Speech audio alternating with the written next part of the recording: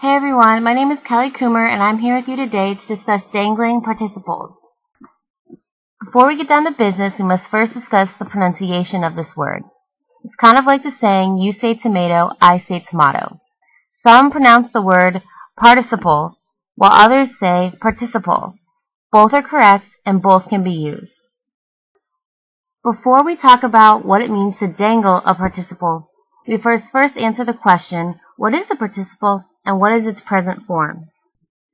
A participle is a verb that acts like an adjective. The present participle form of a verb usually ends with ing. That's the type that I will be using in this presentation.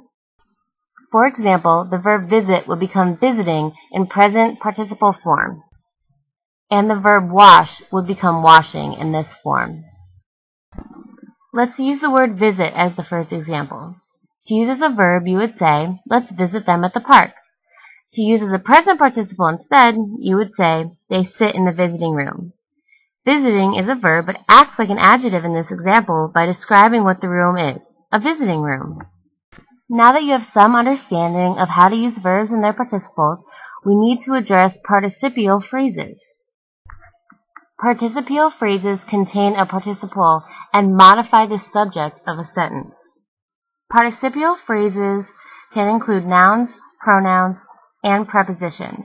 They are usually at the beginning of a sentence, such as eating a sandwich or watching TV, followed by the rest of the sentence.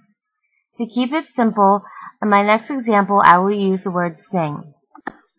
For example, singing his favorite song, Will felt a fleeting thrill. Singing his favorite song is the participial phrase that modifies the subject. Singing is the participle in the phrase singing his favorite song. Now, let's get down to what we are all here for, dangling participles. A dangling participle modifies an unintended noun. This happens when the verb ending in ing and the subject do not agree. When you have a dangling participle, you assume the reader knows what you mean by leaving the subject assumed rather than understood, and we all know what happens when you assume.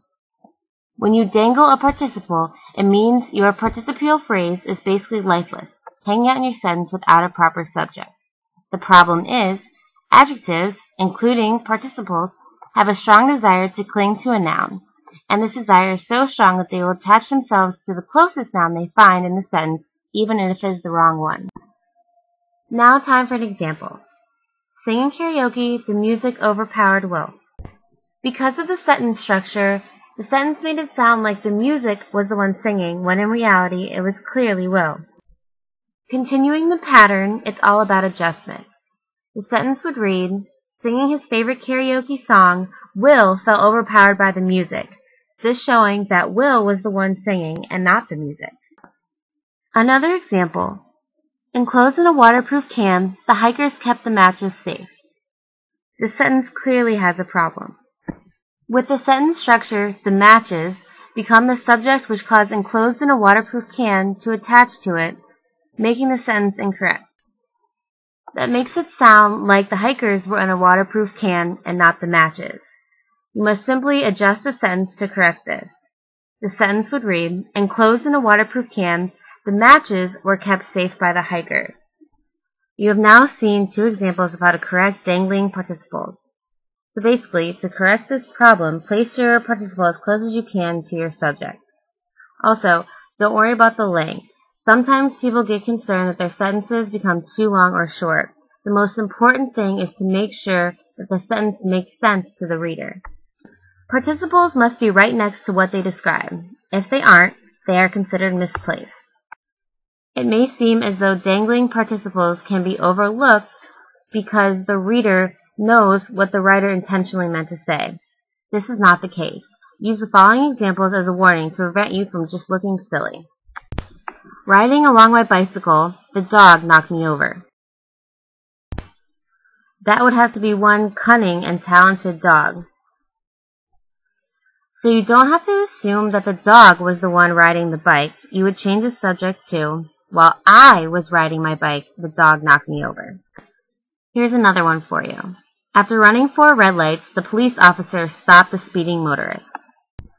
After reading that sentence, I would assume that someone would have pulled over the cop for running all those lights. Here's the correct way to say the sentence. After running 4 red lights, the speeding motorist was stopped by the police officer. I promise you this is the last example. Decked out in a fabulous gown, the man couldn't take his eyes off his date. Unfortunately, this is what comes to mind when I read that sentence. Hopefully he had heels to match.